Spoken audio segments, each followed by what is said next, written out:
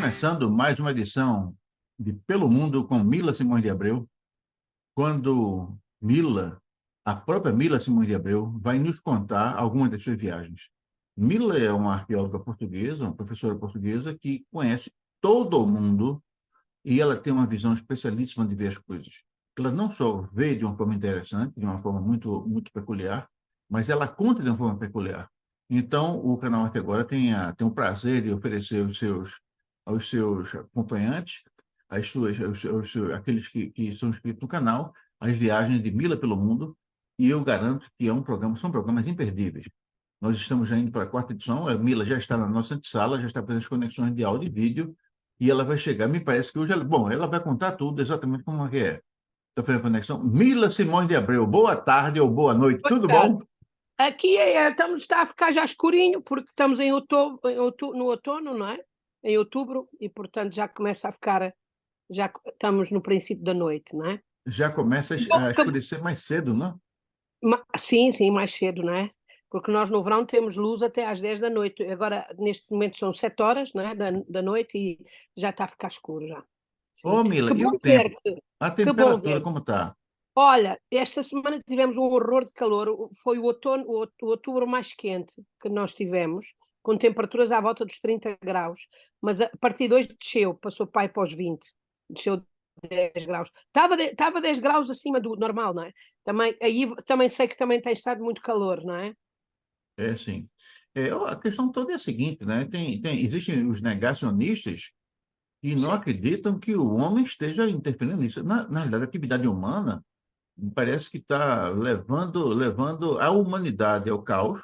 A gente vê o egoísmo, como faz as pessoas brigarem entre si, mas também estão afetando o planeta, né? Então, nós Todos, estamos aí, a para seca mais no norte. porque, sabes o que acontece, Alexandre? É que para mais desta vez não é que tu fazes mal e o mal é só ali, não, tu fazes mal na Amazônia e nós temos problemas, não é? Fazes mal na Europa e tens problemas na China, não é? Exatamente. Uma coisa, no Amazonas, o Amazonas é uma região, a Amazônia é uma Está região muito que seca, não reúne é? Muito seca, 12% da água potável do mundo. Pois bem, claro. pois os rios estão secando. Eu sei, mostraram aqui na televisão até, os É uma peixes coisa, todos a morrer e tudo, é horrível. Claro né? que é o El Niño, influência do El Niño, pior. E depois, como cada vez as pessoas estão, digamos, mais em cima uma das outras, a ter menos atenção, vai piorando, vai piorando. Depois É. há fogos. Olha, hoje na Ilha da Madeira, por exemplo, está um grande fogo. Nas ilhas tem sido horrível. As Canárias arderam quase todas este ano, no verão, tem sido muito mau, não é? Visto o que é que aconteceu no Havaí, não é? Tem sido horrível nas ilhas. Horrível, né? Mas me de hoje, nós vamos viajar para onde? Olha, eu hoje pensei que contar-te um pouco de uma aventura, digamos, de um período de tempo que eu com o Ludwig trabalhámos na África do Sul. Melhor, não foi na África do Sul, e eu tenho de fazer esta introdução para te explicar um pouco. Ah, ah, Tanto eu como o Ludwig nascemos na África do Sul, no que é hoje chamado República da África do Sul, né? Mas nascemos noutra época, né?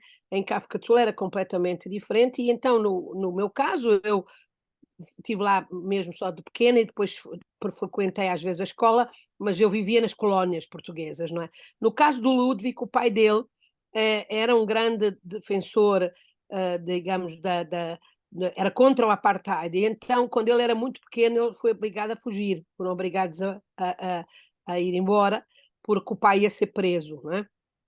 E isso foi o que aconteceu. Praticamente depois ele foi viver para o Quênia primeiro, depois para a Etiópia, para Londres, etc. Né?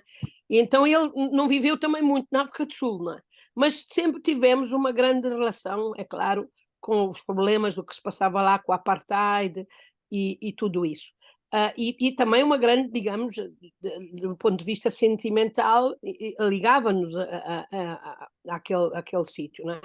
Então, quando nós tínhamos como eu já vos falei, daquele sítio em que eu trabalhava em Itália, o Centro Camuno, não é? Que fui com eles, íamos para todo o mundo.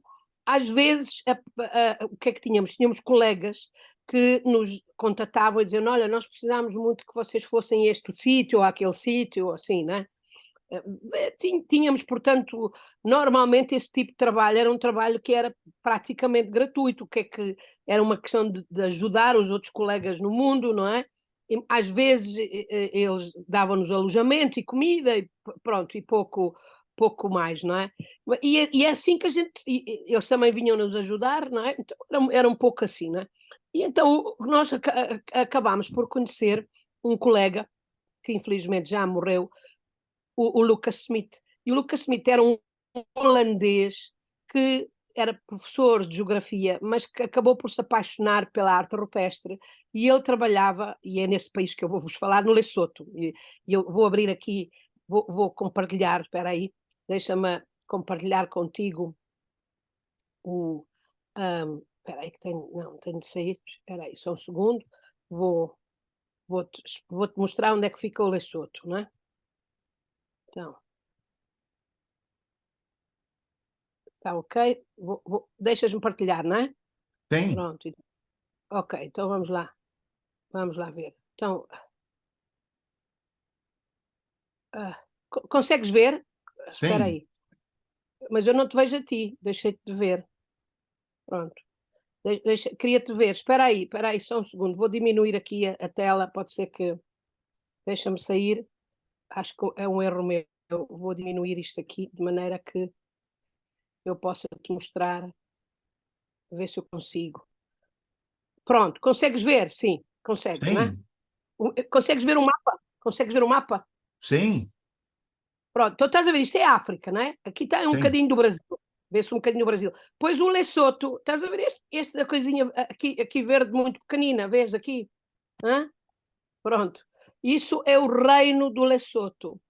E o reino do Lesoto é, primeiro, é necessário dizer que em África não há muitas monarquias. E há Marrocos, há Lesoto e aquilo que se chamava Suazilândia, que é este bocadinho, este país.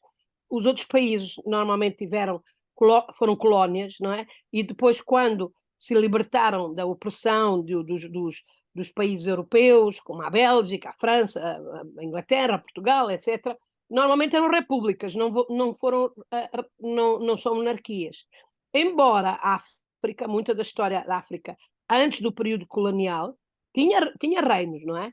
Então nós hoje, do ponto de vista histórico, sabemos que havia grandes reinos, por exemplo, o reino de Angola, que era aqui no norte de Angola, muito grande, ou do Zimbábue, que eram reinos, não é? Ou seja, tinham estruturas de organização que era baseada na presença de um chefe, não é? Muitas vezes, portanto, depois hereditário, o título que eles normalmente dão a si próprios é um título em tradução inglesa muito engraçado, chama-se Paramount, quer dizer Supremo Líder, Supremo Rei, não é? Pronto. E então o Lesoto ainda hoje é um reino. Ainda hoje é um reino. E tu começas logo a perguntar assim, mas como é que aquilo é um reino com à volta tudo, a África do Sul e aqueles outros países? Exatamente porque o Lesoto, e a partir daqui era por isso que eu gosto de falar do Lesoto, é quando nós temos ideia da África, eu acho que a maior parte das pessoas, primeiro, a África obviamente é um continente enorme, não é? De onde nós viemos todos, porque há 2 milhões de anos nós saímos dali, portanto todos nós somos africanos, não é? E teve civilizações importantíssimas e tem principalmente uma variedade enorme do ponto de vista da vegetação, como tem uma variedade enorme do ponto de vista também pronto, da paisagem, isso. Então, quando nós pensamos em África, provavelmente tu não pensas nisto. Estás a ver? Isto é os Drakensberg. Os Drakensberg são as montanhas do dragão. Drakensberg quer dizer em alemão montanha, Drakens, as montanhas do dragão. Que são que é uma zona muito montanhosa que existe exatamente no centro daquilo que, geograficamente a que nós chamamos a África do Sul, e que por causa da sua morfologia, realmente ele ficou, digamos, isolado do resto, praticamente, e tem uma cultura, uma vida, pronto, muito diferente, porque tem uma paisagem muito diferente do que tu normalmente associas à África. E E isso tem a geografia, pronto, a paisagem, o território tem muita influência nas pessoas e realmente o que tu tens ali é um povo que ele chama-se Lesoto e os que vivem lá chamam-se os Sotos, nós Sotos, que têm características muito diferentes do resto da África. E deixa-me ir para a frente para mostrar-te mais um bocadinho, que desta vez eu arranjei uns slides para te mostrar. Pronto, então cá estão os Drakensberg, estás a ver como são? Tu não esperas, pensas que isto é, sei lá, na Ásia ou assim uma coisa no género, muito verdinho, não é? Com temperaturas muito baixas e tal. Pronto, então as pessoas que moram nos Drakensberg realmente conseguiram, em parte, manter uma certa cultura e têm características que tu não encontras em muitas outras sítios africanos. Mas é preciso dizer que pertenciam, na época pré-histórica, a um grupo muito grande, que nós hoje os conhecemos só no deserto do Kalahari, no deserto da Namíbia, que são os chamados S-A-N, ou Bushman, os busquímanos, não é? Durante muito tempo não se gostava da palavra busquímanos, porque era uma palavra de influência europeia e tal, mas eles próprios hoje preferem ser chamados assim e, portanto, eu respeito o que eles querem. E a língua dos Bushman é uma língua muito interessante, porque é uma língua de estalinhos, assim, falam com estalinhos. Então, um dos grupos, por exemplo, que existe ainda hoje dos Bushman são os Knung. Porquê que eu digo ainda hoje existem? Porque aqueles que originalmente moravam nesta zona, nos Drakensbergs, eles na verdade foram expulsos praticamente. E então hoje só de toda a África, para as diversas outras invasões dos Bantos, dos Zulus, etc, e hoje só vivem no deserto do Kalahari. Então as pessoas quando pensam nos Bushmans, pensam que eles são um povo do deserto. Não é verdade, eles eram um povo da montanha. Só que foram expulsos, foram tirados exatamente de lá. E então as características do Lesoto, como eu vos dizia, é que tem realmente essa paisagem fantástica. Aqui talvez no mapa, veja um mapa de altitude, vê-se um bocadinho melhor, vês que é tudo branquinho. Porquê? Porque é tudo acima dos 2000 metros de altura, imagina. É altíssimo, não é? Então isso condiciona tudo, não é? Condiciona o clima, a vegetação, etc, etc. E é o resto da África do Sul, e eles hoje estão aqui na Namíbia. Portanto, quem morava antigamente aqui nesta zona toda, da zona da África do Sul e do Lesoto, hoje acabaram ao longo dos anos serem expulsos e virem habitar para aqui. Não é? Então, mas eu vou voltar para trás e vou começar a história a perguntar como é que nós fomos, portanto, parar para lá. Então, este é o Lesoto, tenho aqui um mapa. Então, um dia, um dos meus colegas, esse tal colega, Lucas Smith, que trabalhava no Lesoto, não é um bom princípio, porque estás a ver, olha, venho trabalhar para um sítio em que o último morreu, não é? Já não é uma coisa muito simpática, não é? E nós ficámos assim um bocado, pronto, mas o que é que aconteceu? E ele, foi uma complicação, tentaram roubá-lo e depois ele foi morto e agora não consigo encontrar ninguém que queira vir cá acabar o trabalho dele e eu preciso de acabar isto porque e pertenceu a um projeto de uma hidroelétrica, sabes, de fazer uma grande hidroelétrica e uma parte desses sítios iam, portanto, ficar destruídos. Então havia essa urgência, não é? E nós acabámos por digamos, pensar um pouco na questão e dissemos assim, por que não? Porque é que nós não vamos ajudar, não é? Só que houve logo imediatamente um problema, é que uma parte da nossa família, não é? Começaram a opor-se um pouco à questão. Não era tanto a questão do perigo, é que tanto a família do Ludwig como um pouco a minha diziam, o quê? Mas vocês vão colaborar com o governo fascista da apartheid, da África do Sul, racista, sei lá o quê. E nós dizemos, não, espera aí, nós não vamos trabalhar na África do Sul, nós vamos trabalhar no Lesoto, que é diferente, é um reino e tal, e tal, e tal. Pronto, mas ficou sempre aquela coisa de que nós não devíamos ir, não é? Mas nós acabámos por, portanto, explicar que tu vês aqui, isto é o mapa do Lesoto, não é? Pronto, como país. A capital é aqui Maseru, estás a ver aqui Maseru? Pronto. acabamos a dizer, mas não, nós até vamos, nós vamos lá trabalhar para, digamos, para a universidade e tal, não vamos ter nenhuma coisa política, nada. Só que para chegar a Maseru, não é? Obviamente a gente tinha tido avião, não é? Da Europa para lá tínhamos ido de avião. E então quem fazia voos para a África do Sul, naquela altura, era a Companhia Sul-Africana de Aviões. E aí começou o problema do avião. Eu já da outra vez falei um bocado dos aviões, não parece, mas às vezes esta coisa dos voos é interessante. E nós temos, nós não vamos no avião, não vamos num avião que é de um governo racista, de apartheid. Então tivemos de ir, imagina, num avião da TAP, aqui de Lisboa. Então acabámos por fazer uma viagem incrível, porque praticamente tivemos de fazer Portugal, depois de Portugal ir para Kinshasa, de Kinshasa do outro lado, enfim, mas tivemos de aterrar mesmo em Joanesburgo, na África do Sul, não havia outra maneira, mas nós prometemos que a única coisa que iríamos fazer era ir de comboio diretamente para aqui a zona ao lado de Maseru. E olha, aí começa a primeira parte da nossa aventura. É que ir de comboio, naquela altura, é preciso a gente falar disto. Este não é tanto um programa muito alegre, é um programa um bocado mais para o triste, mas a gente precisa dizer isso. Naquela altura do apartheid, as pessoas não conseguem entender o que é verdadeiramente viver separado, não é? Parece uma coisa fácil, mas é uma coisa muito complicada. Naquela altura, havia comboios com carruagens para brancos e com carruagens para pretos, diziam eles, né? Black and white. E então tu não terias de viajar de acordo com a tua cor, não é? Pronto, nós a primeira coisa, já estava-se num processo em que já havia uma certo caminhar para aquilo que depois foi o Mandela, etc, etc, não é?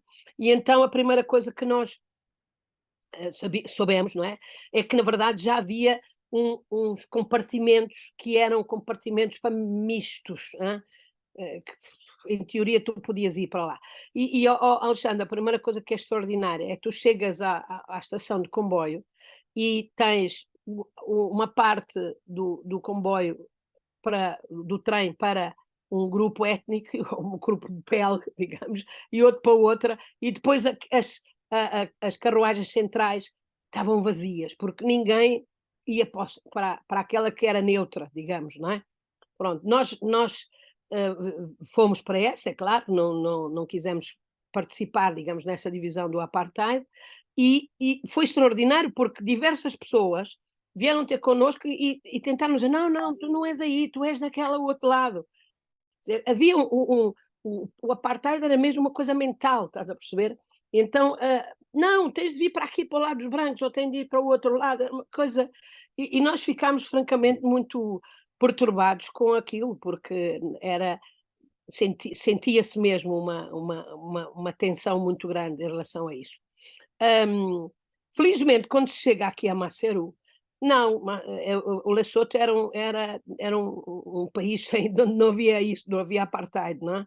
Então nós sentimos logo muito bem em casa. Só que o Lesoto é um país muito pequenino, não é? Como tu viste, não é? Não tem, a maior parte, agora isto é um mapa mais ou menos recente e tem aqui umas vezes que as estradas praticamente são pouquíssimas, estas estradas que aparecem aqui a vermelho não são muitas, não é? E então fomos ter com o nosso amigo, portanto, e colega Lucas Smith, e o Lucas Smith tinha aquilo mais ou menos organizado, e então os meses que nós estivemos lá, a nossa vida era organizada desta forma, não é? Nós íamos, vou-te mostrar, nós íamos para... deixa eu mostrar aqui. Vou-te mostrar um bocadinho mais da paisagem. Pronto, aqui tenho uma aldeia típica do Lesoto. Vês as montanhas lá ao longe, não é? E tinha estas cabanas, não é?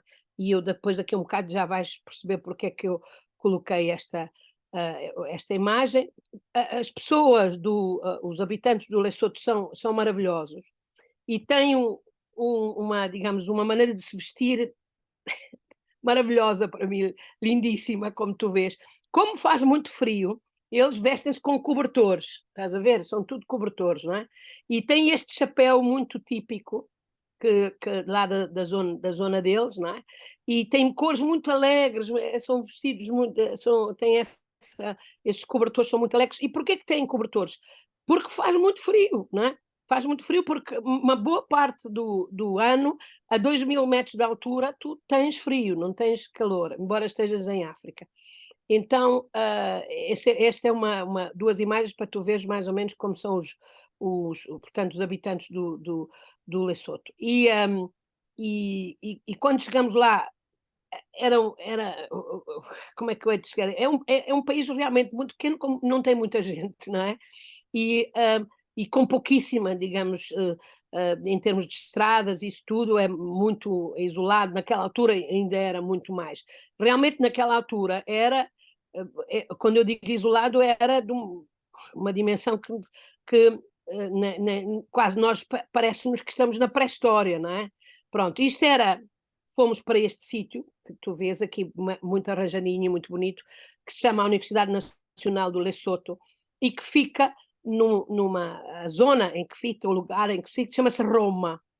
Roma como Roma, Itália, não é? Porquê? Porque os primeiros estudos a níveis universitários no Lesoto foram estudos que foram uma missão católica que se instalou, portanto, nesta zona e começou a ter, pronto, a iniciar escolas e tal, que se transformou depois naquilo que é a Universidade do Lesoto.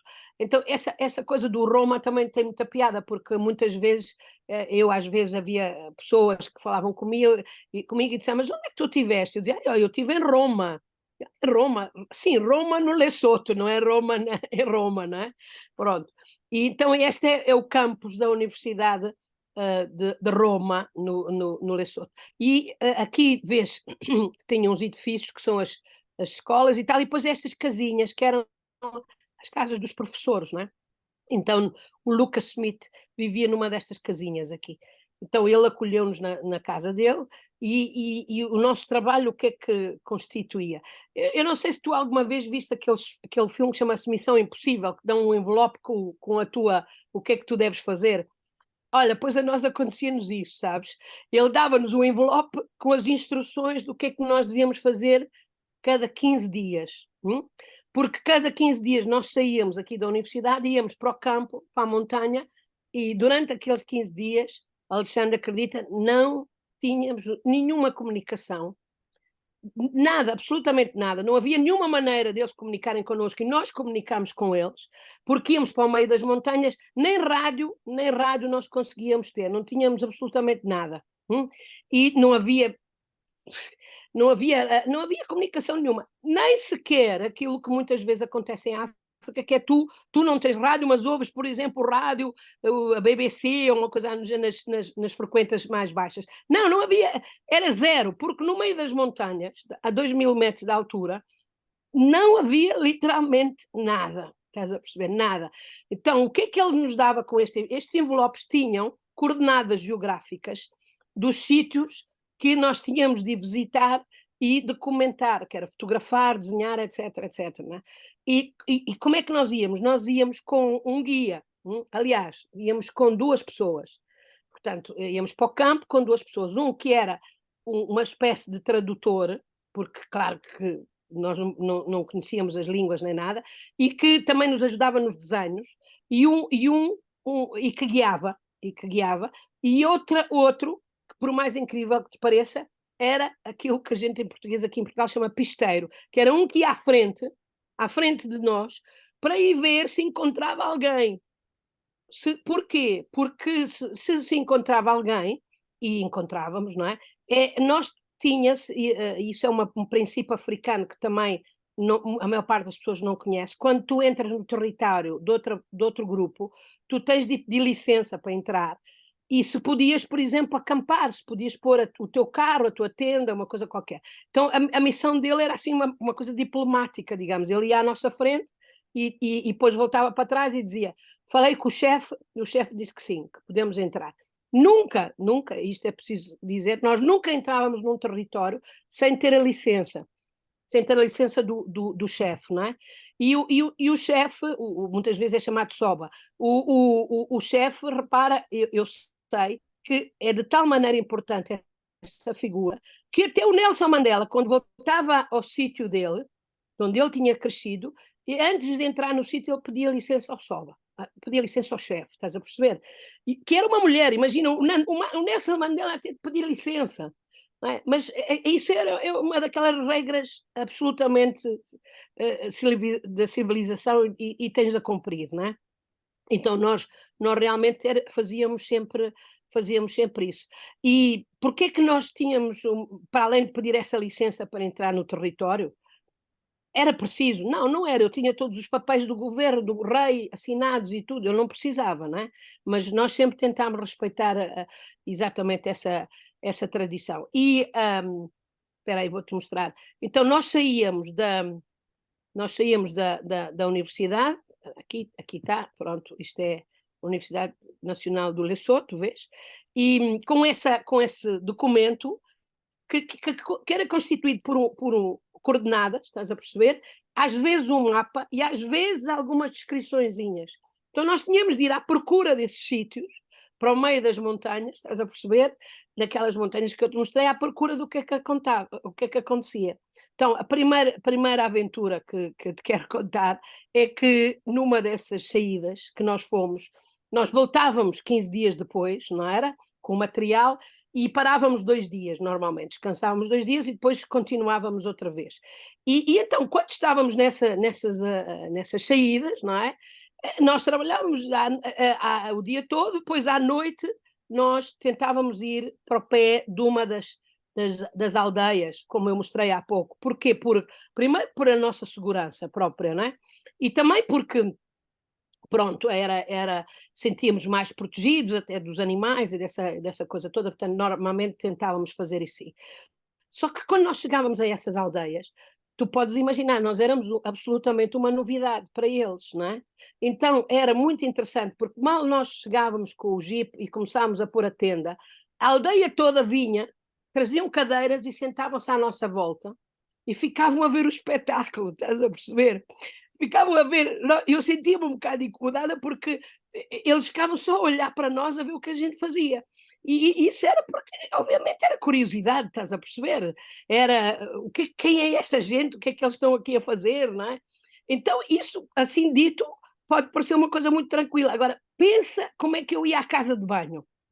Eu não conseguia ir à casa de banho, estás a perceber? Porque para qualquer sítio que eu fosse, eu tinha 5 ou 6 crianças à volta de mim a quererem ir comigo, não é? Então eu era obrigada praticamente só ir ao campo, não é? À noite era a única. E mesmo assim, quando eu estava às vezes à noite a fazer as minhas necessidades, lá aparecia um olhar para mim assim, estás a perceber? Muito curioso. Então isso era um bocado um choque, não é? Para nós era eu não consigo fazer nada. Nós cozinhávamos, eles todos a olhar para nós. E eu creio que isso acontece em alguns sítios indígenas também dos povos primitivos na Amazónia. Mas ali não era absolutamente, era uma coisa bonita até, estás a perceber? Eles tinham curiosidade e muitas vezes eu tentava falar com eles e comunicar com eles e eles ficavam muito curiosos do que é que nós estávamos a fazer, porque nós abríamos as latas da comida e tal, e então eu fazia-lhes comer a comida e tal. Pronto, isso era mais ou menos mas isto tudo absolutamente sem nenhum contacto com o exterior, não é? E então, quando voltávamos aqui à Universidade do Lesoto de Roma, quando voltávamos a Roma, então aí tomávamos banho e pronto, e tínhamos aqueles 2 dias um bocadinho mais relaxantes e tal. E a primeira coisa que eu te quero dizer é que numa das vezes que nós voltámos para trás, não é? Eu sentia que eu estava completamente tanto fora do mundo, tão fora do mundo, imagina, que uma vez brinquei, quando voltámos, perguntei ao Lucas e à mulher dele, que chamava-se Paula, e dizia-lhe assim: então, Lucas, já acabou o mundo? Nós não demos conta de nada, não é? E ele olha para mim e diz assim: vocês ouviram Chernobyl? E eu: o que é Chernobyl? O que é isso, Chernobyl? Então tinha acontecido o desastre nuclear de Chernobyl e, estás a ver, e nós não sabíamos absolutamente nada, não é? Nós estávamos perdidos nas montanhas, não tínhamos a mais pequena ideia do que é que estava a passar no resto do mundo, não é? incluindo ele depois disse, olha, o pessoal lá em Itália, ou seja, a minha equipa em Itália, mandaram uma mensagem a dizer que estão todos bem, mas que não podem comer nada porque está tudo contaminado, porque a Itália tinha apanhado uma das nuvens tóxicas de radioatividade da Ucrânia, de Chernobyl, estás a perceber? Então eu fiquei a pensar, eu podia ter morrido o mundo todo, estás a perceber? E nós não dávamos conta, não é?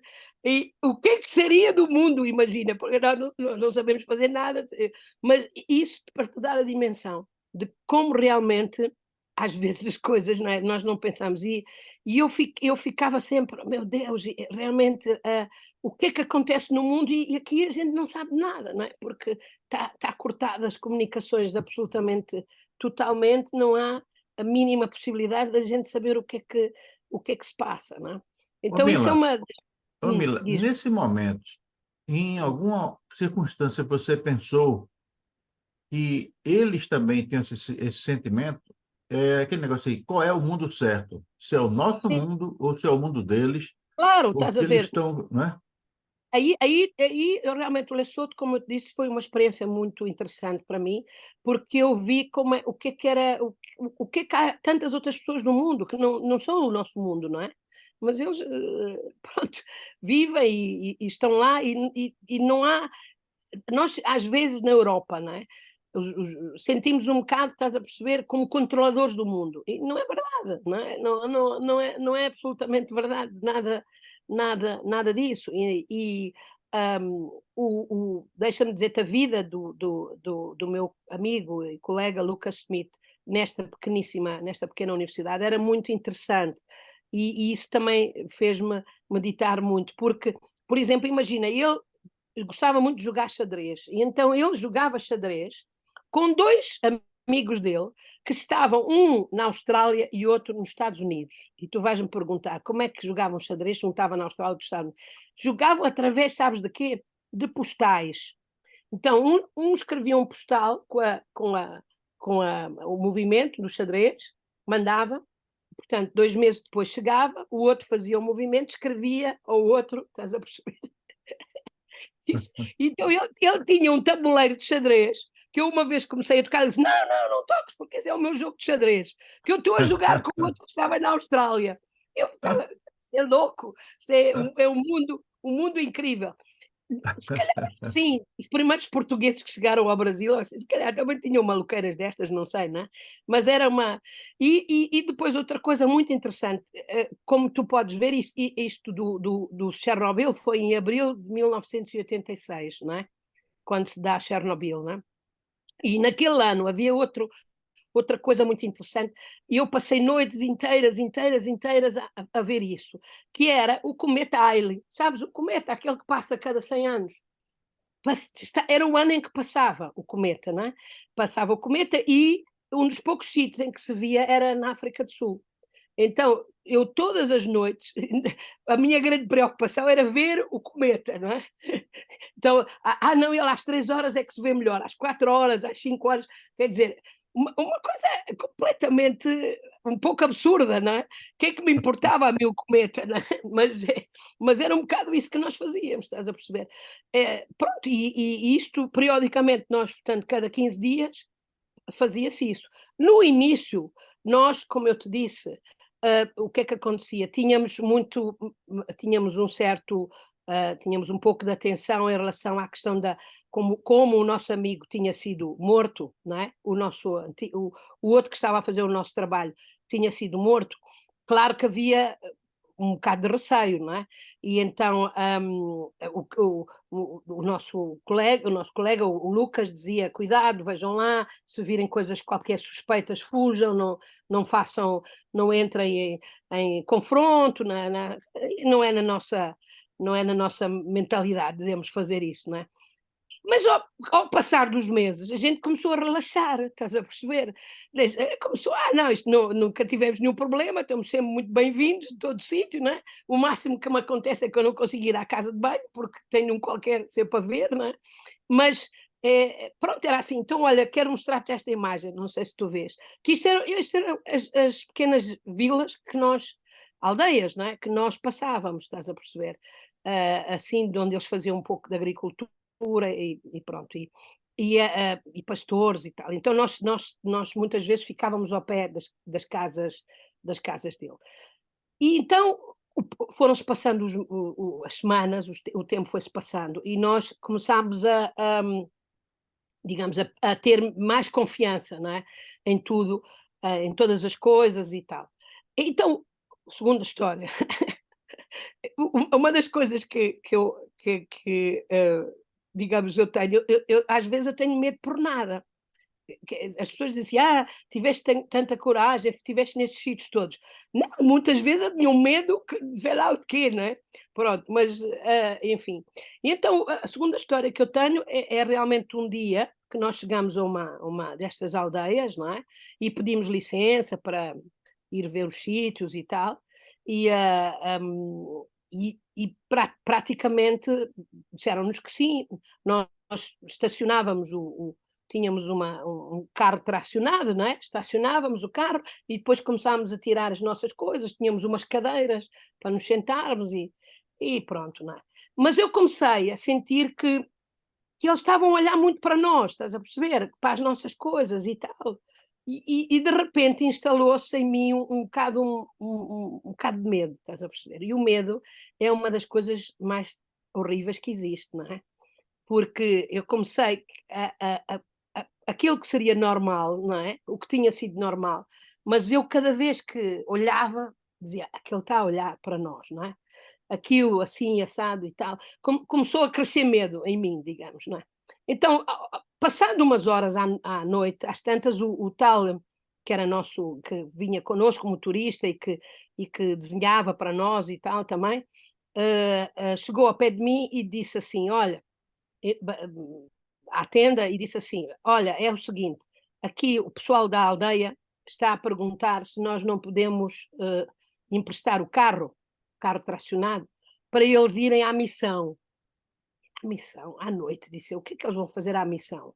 Disseram, é porque na missão tem um médico. É um médico, mas o que é que é? Está alguém doente? Eles, sim, está uma senhora que está em trabalho de parto e há muitas horas que o bebê não nasce. Então aí eu comecei a perceber porque é que eles estavam a olhar para nós, estás a perceber? Eles estavam a avaliar, a dizer, será que estes vão-se embora e podem levar? Compreendes? E calculo eu que estavam a imaginar, estes podem levar, podem sair daqui e levar de carro a tal senhora, não é? E então ele acaba por nos dizer, olha, eles estão a perguntar se eu não podia levá-lo à missão. Eu disse, levar à missão? Sim, como nós temos o tracionado, não é? Se nós não podíamos levar a senhora à missão, porque ela está com muito problema do parto e tal. E eu disse, claro, então não havíamos de fazer isso. Só que ainda estava com muito medo, estás a perceber? E então lembro-me desta sensação incrível de ver o carro ir-se embora com a senhora, estás a perceber? E com o motorista.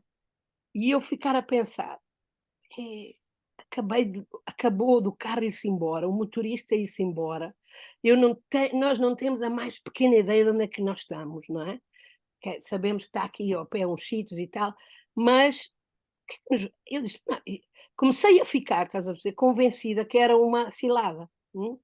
E então estás a ver como eu passo a vida toda com medo de morrer, né? Passei a noite toda, passei a noite toda cheia de medo, estás a perceber?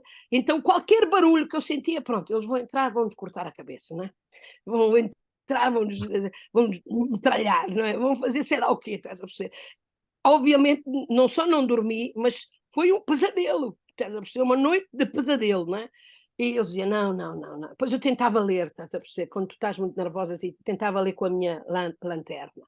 E depois via-os lá fora, as sombras, estás a ver, através da, enfim, um terror, um terror, um terror, um terror.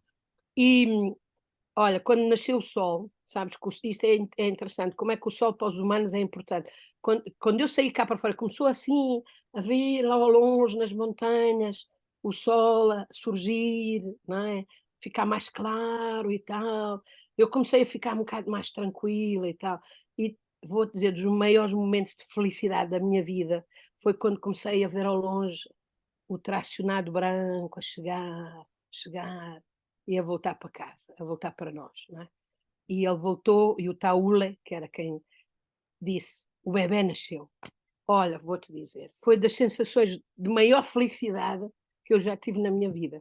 Senti-me tão bem, porque o medo foi-se, não é? E eu disse: "Olha, ainda", e eles disseram: "Eles agradecem muito porque o bebé teria morrido". Então eu fiquei com uma alegria, estás a perceber, absolutamente extraordinária, de pensar: "Oh, ao menos uma coisa boa eu fiz na vida", não é? Fiz com que Ô este Mila, hã, e nesses momentos, hum. vamos dizer assim, os locais, prestaram alguma homenagem a você, deram o nome do bebê a você, Não, enfim. não, não, não, eu já nem me lembro, eu fiquei tão contente, estás a perceber? Eu abracei, nós ficámos tão felizes, não é? Porque aquilo foi uma sensação de, estás a ver, de uma felicidade, se tu dizes, há momentos de felicidade plena. Epá, foi aquilo, estás a perceber? Porque eu fiquei a pensar, o sol a nascer, não é? O eu estou não nos aconteceu nada, ainda por cima o bebé nasceu, estás a perceber? E foi muito bonito, ficámos muito, quem sabe, hoje essa criança, estás a ver, já tem 30 e tal anos, não é? E, eu fiquei muito feliz, não é, de termos, conhecido isso. E a partir desse dia, sabes, o que aconteceu, digamos, é que havia aquelas crianças, as crianças todas que estavam sempre à volta de nós, eu comecei a ter muita uma pronto, a falar muito com, a tentar falar, porque a gente não se entendia, né? E uma das coisas que tenho, sabes, e gostava de um dia poder fazer qualquer coisa, é que eu tinha só um pequeno gravador para gravar, né? Então eu comecei a gravar as cantigas e eles eram absolutamente maravilhosos a cantar, sabes? Cantavam de uma maneira absolutamente extraordinária, estás a ver, uma coisa, incrível, incrível, porque os sul-africanos, como tu sabes, já viste os coros deles, eles cantam à capela de uma maneira inacreditável. Então, olha, vou dizer, foi das coisas mais felizes que eu já passei. A arte rupestre, deixa-me dizer que era, vou-te mostrar aqui um bocadinho. A arte rupestre é uma coisa digna dos maiores museus do mundo, é isto que tu vês aqui, é muitas figuras de animais, muitas figuras de este tipo de antílope humanas, mas muito dinâmicas, e depois com uma qualidade estética, estás a perceber, com uma perfeição técnica, que tu dizes: isto é tão bom como qualquer grande mestre europeu, não é?" Isto é de uma qualidade, e vou-te mostrar aqui uma para tu veres. Deixa-me mostrar-te a próxima. Pronto, posso mostrar-te esta primeiro. Não sei se consegues ver o que é isto. Isto é um antílope visto de trás. Imagina a perspectiva disto. Sim, A estou coçar, vendo, a coçar o focinho. Estás a ver? O estou vendo, rabinho estou do vendo, antílope. Olha o rabinho do antílope, não estou é? A cauda. vendo. Isto é de uma qualidade, digamos, do ponto de vista hum, artística, para além das questões culturais e tudo, que isto é inacreditável, não é? Então tu pensas, este povo lá naquela montanha perdido em África conseguiu fazer coisas que são tão boas como o Leonardo da Vinci, como sei lá o quê, mas coisas, incríveis. E eu mostrei-te, pronto, há bocado a imagem grande, mas agora queria-te mostrar, deixa ver, vou voltar para trás, porque eu queria-te mostrar o meu dedo, estás a ver aqui o meu dedo? Consegues ver o meu dedo sujo? Sim, estou vendo, Pronto. E em comparação, consegues ver o meu dedo a comparar as figuras humanas. Eu não sei se tu consegues ver que eu tenho estou o nariz, vendo. a boca, vestido. O que é que ele tem? Tem uma lança. Isto são provavelmente as flechas, não é? De atirar do arco, não é? Feitas numa cor diferente. Então imagina o pormenor, olha a dimensão disto. É estupefaciente mesmo, é uma coisa inacreditável, qualidade incrível que estas coisas têm. Deixa-me ir aqui um bocadinho para este lado. Olha, este é um homem a correr, estás a ver? Absolutamente incrível. Realmente a arte rupestre dos Bushmans é das coisas mais bonitas que existe. Então, o que é que eu te posso dizer? Posso dizer que praticamente, não é, naquele período de tempo que nós passámos no Lesoto completamente isolados do mundo, não é? Foi das coisas mais incríveis que me aconteceram na vida, Infelizmente, alguns destes sítios estão debaixo d'água, foram destruídos, não é? Então, nós contribuímos para, pelo menos, nós fazíamos fotografia. Naquela altura não tínhamos as técnicas que temos hoje, não é? Então, o que nós é que fotografávamos tudo, desenhávamos e tentávamos tirar a maior informação possível, desenhávamos e tal. Isso tudo hoje está no arquivo, este material todo foi entregue, portanto, quando nós acabámos, entregámos, é claro, o material, e está hoje todo na cidade do Cabo, no arquivo de arte rupestre que existe, e a Universidade de Witwatersrand em Joanesburgo tem também uma cópia, não é? O Lesoto, infelizmente, passou um período muito problemático depois de nós termos estado lá, porque o rei caiu, teve um acidente de carro, caiu numa daquelas montanhas abaixo, não é? Caiu de uma das montanhas abaixo e morreu. E o filho, o sucessor, era ainda muito novo, então ainda houve ali uma complicação, mas hoje está mais calmo, está mais tranquilo, não é? Ô, Mila, Mas diz. né, você esteve com o rei pessoalmente, conversou com ele? Não tive, porque ele naquela altura exatamente não tive. Porque, como eu te disse, aquilo não era muito fácil a gente ir de um sítio para o outro. E nós estávamos tão concentrados, que é isso que eu te queria dizer, no trabalho que estávamos a fazer, que, como tu disse, estás a ver, nós trabalhávamos, porque nós sabíamos que tínhamos um tempo muito limitado, não é? Para fazer aquilo. E então isso fez com que a gente praticamente estivesse sempre na montanha, e íamos literalmente só poucas horas à cidade, e portanto nunca tive ocasião de ver o velho rei, não este novo. Este novo depois estava a estudar em Cambridge, até, é uma pessoa muito educada e tal. Mas conheci muitas das pessoas. Devo dizer que a universidade, que tinha muitos professores europeus, mas profundamente empenhados na preservação, na conservação, na proteção do ambiente, do povo, isso tudo. Era, digamos, o melhor das pessoas, tenho a impressão.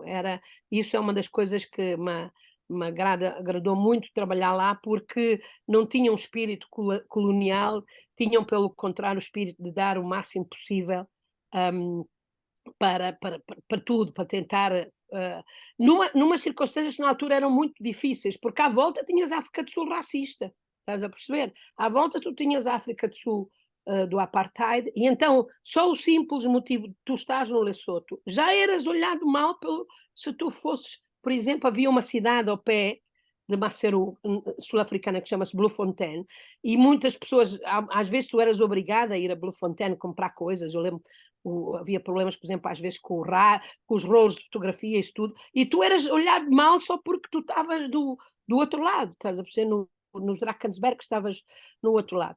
Mas pronto, mas tenho mais outra história para acabar. Para acabar, já é muito breve, mas vou-te contar esta, porque esta faz. Pronto, vou voltar aqui, vou mostrar-te esta, pronto. Então cá está um grupo de pessoas do Lesoto, estás a ver? Não esperas que isso seja África, esperas que isto seja Mongólia, ou uma coisa no género, não é? Mas não, isto é África. E então, numa destas viagens, não é? Que nós estávamos lá num sítio, tínhamos ido à procura de um abrigo com estas pinturas que estava particularmente difícil de ser encontrado. Andámos, não encontrávamos. Tínhamos os pontos de referência, mas a gente chegava lá, não tinha nada, estás a perceber? Porque os mapas não diziam nada. Andámos, até que finalmente vimos que havia uma estrada, estás a ver, uma estrada, aqui ao pé da estrada e tal. E depois, mais à frente, realmente lá em cima, na montanha, tinha o tal dito abrigo. Então nós fomos para lá trabalhar. Estávamos a trabalhar lá 1 hora, 2 horas, que aquilo era um trabalho que demora muito tempo, estás a ver, tínhamos de fotografar tudo e tal. Muitas horas. E às tantas, eu começo a ouvir ao longe uma música, estás a perceber? Começo a ouvir uma música, e num primeiro momento fiquei assim um bocado espantada, parei e disse assim, olha, agora estou a ter alucinações, não é? Estou a ter alucinações porque estou a ouvir uma música, e eu disse assim, mas isto parece aquela música, não é possível, disse eu, não é possível, mas isto parece, é uma casa portuguesa com certeza da Amália Rodrigues, Estás a ver a grande fadista portuguesa, que é uma casa portuguesa, com certeza, é com certeza uma casa portuguesa. E eu, não, não é, não estou a ouvir, mas agora deu-me para ouvir fado, pensei eu, estou tão desnorteada que começo a ouvir fado. E então começo a descer lá de cima, e às tantas cá embaixo vejo um Mercedes branco, com as portas abertas, não é? E aproximo, juro-te, o rádio estava a tocar a Amália Rodrigues, em português, em português. E eu fiquei a olhar, lá dentro estava um senhor a dormir, não é? Estava a dormir, só, hello, hello, e ele acordou assim muito coisa. Eu fiquei assim a olhar para ele, mas o que é que você está aqui a fazer? Eu disse-lhe eu em inglês, e ele, pois é. E depois, mas o senhor é português? E ele disse, eu sou português, então eu sou de guarda. Olha, como é que é possível, diz-me, que no meio dos Drakensberg, em que nada, havia a Amália Rodrigues a cantar, é uma casa portuguesa, com certeza. Mas o que é que você está aqui a fazer? E ele olhou para mim assim, o que é que está a fazer você? Estás a perceber? Então ele era realmente um que ia distribuir não sei o quê lá para o mato, não é? Mas estava ali a descansar. Ia descansar e no rádio, o que é que ele punha no Drakensberg? No cu de Judas, como a gente diz, a Amália. E isto diz tudo dos portugueses, pá. Isto para mim, eu fiquei a olhar para ele, como é que é possível? A Amália Rodrigues, aqui não há mais ninguém, pá. Não há nada de nada, e tu tens, é uma casa portuguesa, com certeza. Eu nunca mais me esqueci também, estás a perceber?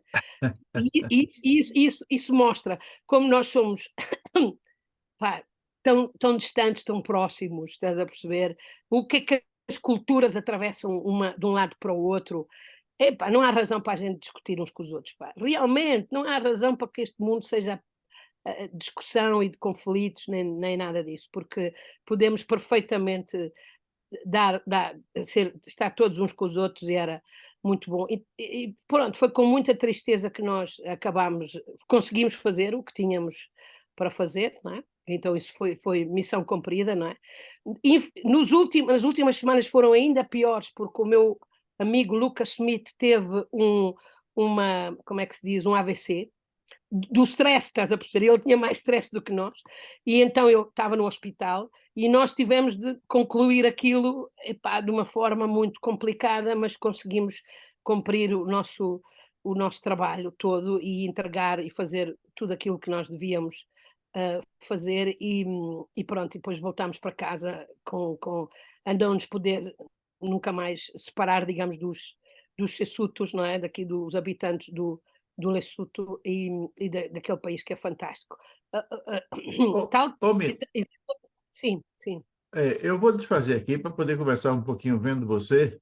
Hum, E, mas, Mila, que história maravilhosa, Mila.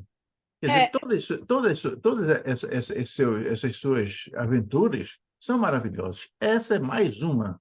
Então, só para. Agora, sim, uma curiosidade.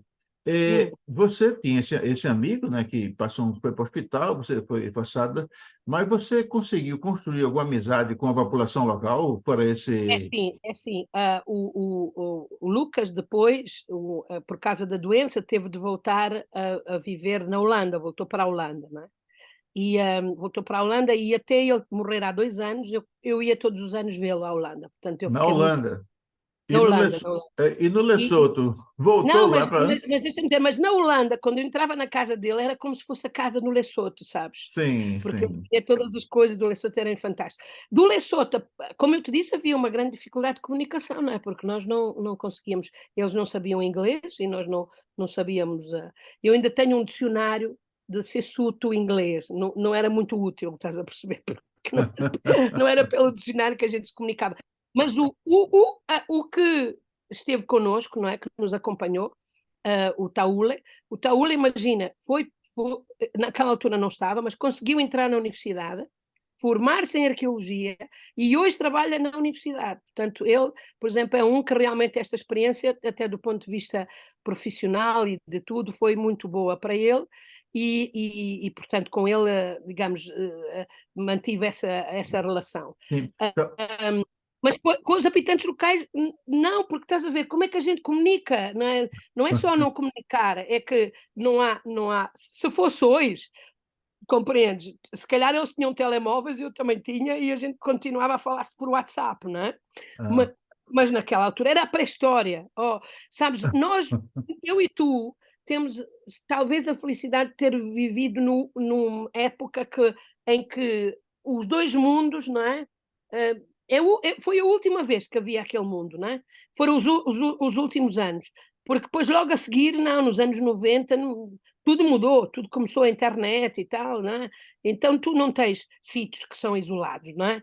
Aliás, se queres saber, o Lesoto é muitas vezes visitado, eu já vi muitas vezes fotografias e tudo é muitas vezes visitado pelo Príncipe Harry, que tem lá uma fundação. Pois é, é uma coisa que Então, eu... é completamente diferente, sabes? Não Mas é? suas outras visitas, suas outras viagens, que são todas maravilhosas, eu fiz Hum. perguntas sobre a alimentação. No Ah, Lesoto, qual é a sim. alimentação? Enfim, você comia lá. Como é que é a Sim, não, alimentação eu do comia. Lesoto? Como eu te disse, nós porque íamos estás a ver, pelo menos 2 semanas, nós até a água, embora a água a gente conseguisse encontrar, mas levávamos sempre água porque tu não sabias se acontecia qualquer coisa e tu não encontravas água, né? Então até na parte de cima do tracionado nós levávamos uns garrafões. Aliás, às vezes pediam-nos água, porque embora eles estejam nas montanhas, às vezes estavam no caminho, encontrávamos uma pessoa e pediam-nos água e nós dávamos e tal. E depois levávamos latas. Mas eles, o que é que eles comem lá? Estavas-tu-me a dizer, eles comem uma espécie de mingau feito de mandioca, estás a perceber? Pronto, comem como é que aquilo dizer? Aquilo é quase parecido à polenta italiana, uma coisa assim, estás a perceber? E depois o que eles gostam muito é de fazer aquilo que nós aqui em português chamaríamos caldeirada, quer dizer, uma mistura de carnes com galinha, que eles têm galinhas, não é? Muitas galinhas e com algumas verduras e tal, e não se vê fome, sabes? Não vejo nenhuma daquelas pessoas que estava, pelo contrário, era até às vezes bem gordinhos, os bebés e tudo, não passam fome, não é? Pronto, mas não são como eram os antepassados deles, que eram caçadores-recoletores, porque isso não Sim, pois acontece. é. Mas não passam fome, não, Não, não, né? Mas não. e animais selvagens, assim, que eles pudessem caçar Na alguma mon coisa? Como estás muito em cima, estás a perceber, como estás realmente a uma distância muito grande, muito alta, a altitude, não há, por exemplo, nem mosquitos, nem nada, há poucos, não é? O que é que tu vês? Cobras, mas também não vês os animais normais que tu pensas que existem em África. Não há girafas, não há nada disso, porque é demasiado alto, não é? E para chegar às montanhas. Então, tu tens mais animais mais pequenos, não é? E principalmente o que eu vi, assim, que eu lembro-me, era mais aranhas e cobras e coisas assim do género, mas eles não comem, não é como na Austrália comem tudo, não, ali não comem, né? E tem animais domésticos e têm, pronto, introduzido, é claro, pelos colónios, vacas também, não é? Vacas, e com as vacas, como na Índia, sabes o que é que fazem? Usam os dejetos, as fezes das vacas, não é? A caca das vacas, e fazem uma espécie de uns pães assim, e que usam como combustível para queimar, Sim, estás a sim, perceber? sim. Porque tu viste que ali não há muitas árvores, viste? Não há muitas árvores, porque Não há, estás eu muito vi, alto. Não eu há porque tu notei. estás acima da linha das árvores, não é? As árvores normalmente chegam a 1700 metros, por aí. Então tu estás acima disso. É um pouco como acontece aí nos Andes, não é? Quando estão muito para cima, não é? Então, por exemplo, a questão do combustível, eles resolvem dessa maneira, que é uma maneira até ecológica, É, digamos, muito não é? tecnológica, Porque né? Muito inteligente, né? não estás a cortar árvores, estás a É, usar isso. Então, às vezes nós chegávamos às aldeias e cheirava mal. Porquê? Porque tinham isso tudo à volta a secar. Estás a perceber? é. Esses tijolos assim a secar e tal, não é? E, e, mas fundamentalmente eram pessoas muito alegres, não é? Muito alegres e com uma grandíssima curiosidade, mas muito, muito, como é que gentis. A coisa que sempre me emocionou muito foi a gentileza deles. Não eram de maneira nenhuma, estás a perceber? Em todos os momentos eles, mesmo quando às vezes a gente pensava que eles estavam a ser um bocado intrusivos, como esta coisa de olharem todos para nós assim. E eu às vezes brincava, era como se fosse a ver a novela. Eles vinham com a cadeira, sentavam-se e ficaram à frente de nós, a ver nós a cozinharmos e tal. Aquilo era a novela, estás a perceber? Então, quando, ao segundo ou terceiro dia, porque nós às vezes estávamos diversos dias, não é? Ao segundo ou terceiro dia, aquilo vinham os velhos, vinha toda a gente, sentavam a ver, mas não incomodavam, não incomodava, era um espetáculo, não é? Deviam Um pensar o que é que espetáculo. estes malucos vêm para aqui fazer, não é? Mas Ah, sempre Mila. muito gentis, estás a perceber? Um povo muito gentil, Pois verdadeiramente. E é. depois, Bom, estamos chegando ao final de mais uma viagem de Mila pelo mundo. Mila já nos levou a Cambridge, no Reino é, Unido, já nos levou à Austrália, já nos sim, levou ao México, hoje nos leva ao Lesoto, e eu fico imaginando já quando ela vai nos levar na próximo encontro que nós tivermos ui, pelo mundo com Mila Simões de Abreu. Mila, viajar com você é muito agradável. E essa, eu fiquei imaginando as pessoas, o povo sentado vendo vocês. Que coisa espetacular. era a novela, estás a perceber? O que é que eles vão fazer hoje? A novela, não é? E nós, pronto. Pois Mas bem, vou dizer, o nascimento daquela criança foi realmente uma das coisas, porque mostra como o medo, não é? Quando as pessoas têm muito medo, é sempre esperança depois do medo, não é? Portanto, é isso que a gente tem de pensar. Há momentos muito, muito maus, às vezes é mais a nossa cabeça a fazer deles muito é, maus do que eles são. pois bem, estamos chegando ao final e aí eu falo com você que está em casa. Se você ainda não é inscrito no canal até agora, por favor, se inscreva. Você não vai pagar nada e existe a tranquilidade que nós vamos mandar ao mundo uma mensagem de que nós acreditamos que através da arte, da cultura, da ciência, da tecnologia, de muito respeito à pessoa humana, nós Com vamos certeza, construir um mundo melhor para todos.